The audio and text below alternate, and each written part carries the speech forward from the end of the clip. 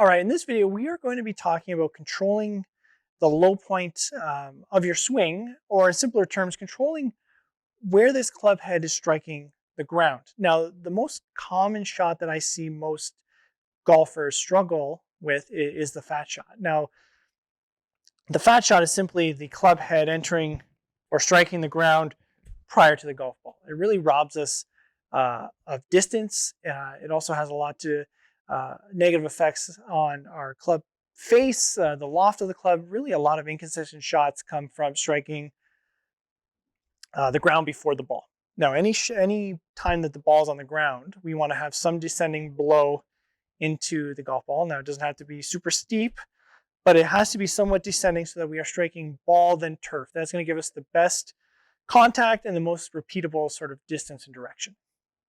So why does somebody hit the ball fat?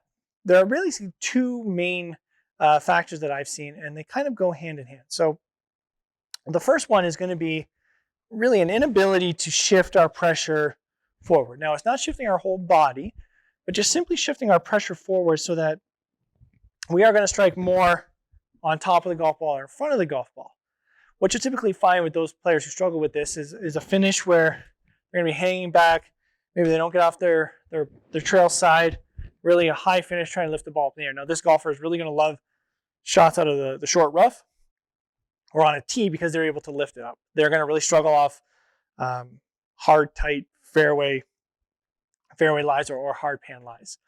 The second kind of characteristic of somebody with the fat, it goes hand in hand with the weight distribution, but really their hands never get sort of to the middle of their body or even to their lead thigh. They kind of hang out back here on their right thigh for a right-hand golfer, left thigh for a left-handed golfer. And really when they go to release, they're always going to be predisposed to hit the ball a little bit fat. Now, it may not be a large degree fat, but just enough to have inconsistencies in flight and distance. So the easiest way I find to just sort of assess if we are striking behind the golf ball indoors is to use a towel drill. Now, you probably have seen this drill countless number of times, but just as a refresher, we're going to place a towel down on the ground and we're going to place a ball or whatever we intend to strike 2 club lengths in front of that golf ball. Now, when we set up to this, the first few swings, I really want us just to experiment, self-discovery, kind of ways that we can miss the towel. That's the first and foremost thing. If we are striking the towel, how do we miss the towel? That's our number one goal of this drill, to hit more solid golf shots.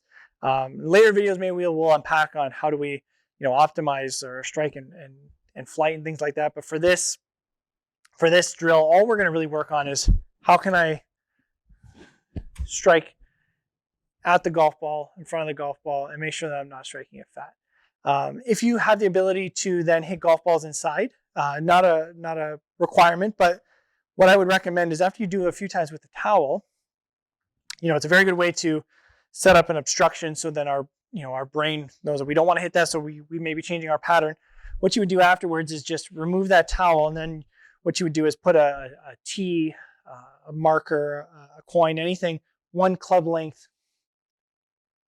head length in front of the golf ball.